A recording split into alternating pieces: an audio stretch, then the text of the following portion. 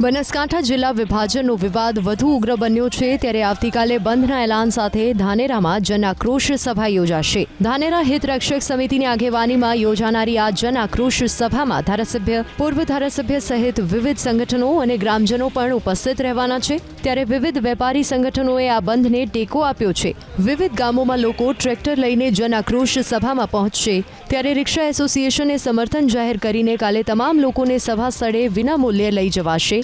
બીજી તરફ ડેઢા અને એડાલના ગ્રામજનોએ વાવ થરાદ નહીં જવાના સૂત્રોચ્ચાર સાથે વિરોધ પ્રદર્શન કર્યું। વિભાજનના આ જ વિવાદ વચ્ચે વાવ થરાદ કોંગ્રેસના નવા મહિલા પ્રમુખ ગીતાબેન નાઈએ સરકારના આ નિર્ણયને આવકાર્યો।